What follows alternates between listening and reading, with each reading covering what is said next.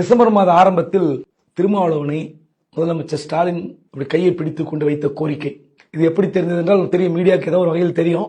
இது யாரோ ஒருத்தர் தான் வெளிப்படுத்த முடியும். திருமாவளவன் தான் தன்னுடைய நம்பிக்கைக்குரிய ஒரு தலைவரிடம் இதை சொல்லியிருக்கிறார். அந்த வகையில் தான் இந்த செய்தி வெளிவந்தது. அப்போ என்ன சொல்றாருன்னா, இந்த கூட்டணி விட்டு நீங்கள் கண்டிப்பாக போகக்கூடாது என்று கையை பிடித்துக் கொண்டு கண்ணீர் மல்க கோரிக்கை வைத்திருக்கிறார். நான் இருக்கிற வரை மட்டுமல்ல, எனக்கு பிறகு இந்த கட்சியில் உதயா இருக்கிற வரை நீங்கள் இந்த கூட்டணி வீட்டில் போட சத்தியம் செய்யுங்கன்னு திருமாவளவன் ஒரு மாதிரி நெகிழ்ந்து போய், என்ன இப்படி கூட்டணி, நான் சொல்லிட்டேன் கூட்டணி விட்டு போக மாட்டேன்னு பலமுறை பேட்டி கொடுத்தேன், நம்ப மாட்டேன்னு சொல்லியிருக்காரு. இல்லை நீங்க சத்தியம் பண்ணுங்கன்னா நிச்சயமா அந்த கூட்டணி விட்டு போக மாட்டேன் என்று திருமாவளவன் சத்தியம் செய்திருக்கிறார். இப்படி ஒரு மாதிரி அந்த இடத்துல ஒரு பாசம் மிகுந்த ஒரு நிகழ்ச்சியான சந்திப்பாக அது மாறிய பிறகு திருமாவளவன் தடுமாறி போய்விட்டார்.